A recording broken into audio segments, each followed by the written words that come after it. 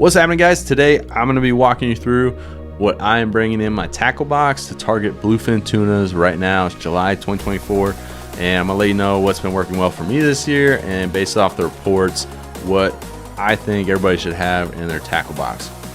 So go ahead and start out with small jigs. So I think you should have some 60 to 120 gram Colt Sniper style jigs. This is a Mustad Masashi jig. I hope I'm saying that right. And Mustad's got some zippy jigs and Colt Snipers. And then we've got a new tungsten jig that has been pretty hot this year. 180 gram size, so it's a little bit heavier, getting down quicker, smaller profile. During the day, you're going to want to be fishing these smaller size jigs. The biggest jig I would probably go with during the day is like a Daiwa Saltiga SK jig. Seen some guys on my last trip catch fish on this during the day, or like a Shimano Flatfall, probably anywhere from 80 to 200 gram size. I probably wouldn't go with heavier than 200 gram during the day. And you want to make sure that jig is smaller than these big knife jigs that are catching the bluefin tunas at night. As far as color goes, I wouldn't get too in the weeds about colors. I usually stick with a couple simple ones. As for me, I like a candy cane like silver with a little bit of glow, and then a blue and silver, or like a blue and pink and silver. Anything with like a little bit of blue and silver on it. And then the last color that I've got a lot of is like a darker greenback. I really think it represents a natural sardine, like a live sardine. So I fish that color a lot. It's worked really well for me in the past. Colt Snipers are cool, that style jig, because you can cast it or you can just drop it and just wind it back up and get bit on the drop or the wind back up. One note about winding it back up: wind as fast as you possibly can, and those tunas will smoke it. Do not underestimate how fast those fish will move to catch a jig. If you guys are going to be fishing at night, I highly recommend you be armed with jigs from 300 gram to 500 grams. If you're fishing like a 300 gram jig, again, I would probably have a couple of these Daiwa Saltiga SK jigs. They're phenomenal. And then have some knife jigs. There's a variety of brands. I am partial to these Major Craft Jig Para vertical jigs. They worked really well for me. This is what I caught both when I tuned it on my last trip. Again, color doesn't matter. Keep it simple. Candy cane, a blue and pink, a blue and silver, and then a red. I haven't heard a whole lot out of the red. I have seen some pictures of guys on like Instagram catching some fish on red jigs. That was like a super hot color like the last couple of years. But it seems like this year the Katy Perry is hot, and that's with the blue with the pink belly and silver sides. I've got like a BFT in that Katy Perry color. But anyways, I would have 300 gram, 500 gram, 300 gram, 400 gram, 500 gram. I caught my fish on the 400 gram. I did see some guys catch tuna on the 500 gram rip rollers. This one's a 400. I just can't bring myself to fish that 500 gram rip roller. That thing is giant. I would have a variety of like a couple jigs and a couple colors and have an assortment of sizes. I think the assortment of sizes is more important than the colors. We'll back up just a little bit. So the reason I've got my Colt Sniper style jigs rigged with a circle hook is I use it for like a sinker rig, drop shot style, and I'll throw this on the bottom instead of a weight. So that's why I've got that. But if you're exclusively fishing that jig and you're just dropping it and ripping it back up, I would fish either a J-hook single. Gamakatsu makes some cool ones. I forget the exact model, or a treble hook. If you use a treble hook, I use Owner ST66 treble hooks, 2/0 for my big knife jigs, and then like a 1/0 for the smaller stuff.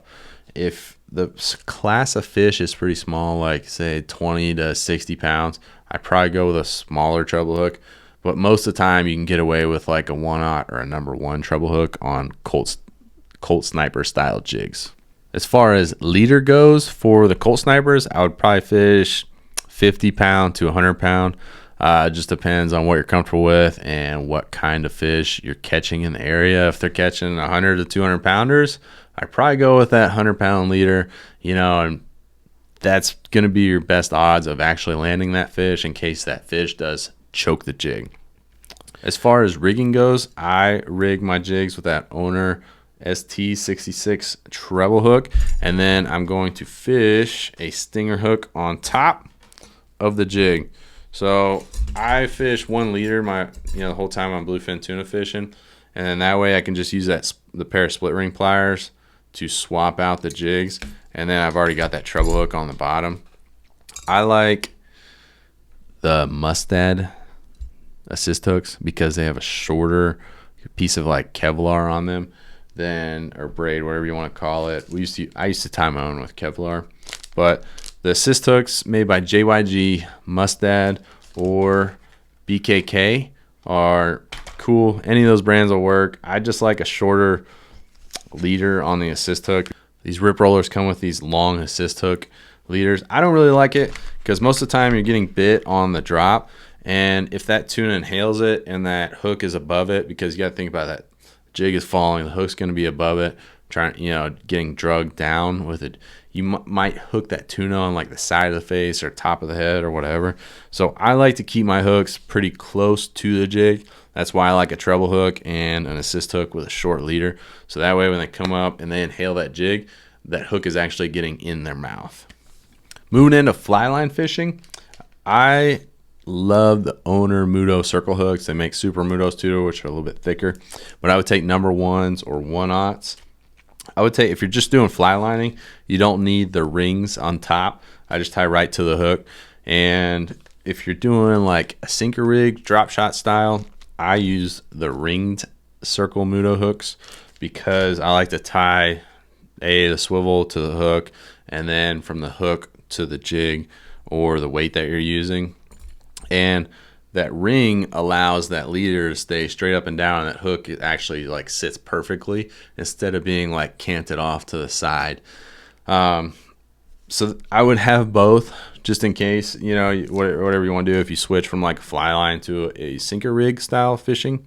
But that's what I recommend for hooks. As far as fluoro goes, again, I think 40-pound gold cigar is going to be what you want. 40-pound is like the diameter of 30-pound.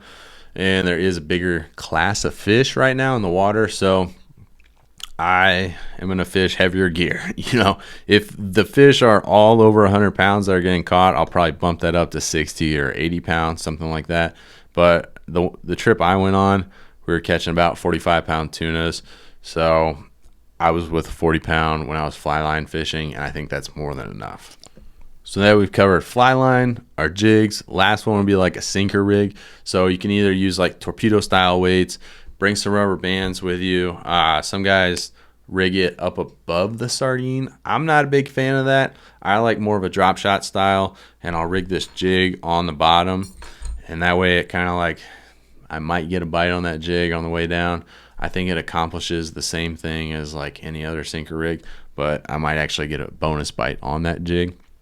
When I hook the sardines, for any kind of sinker rig, guys, I highly recommend you hook them up through the top of it comes out like the bridge of their nose between their eyes. That's going to keep them tracking down. It's not going to tangle your rig up. Don't hook them in the side or the butt or the back or anything like that. It'll twist your rig up on the way down, and they'll come off very easy.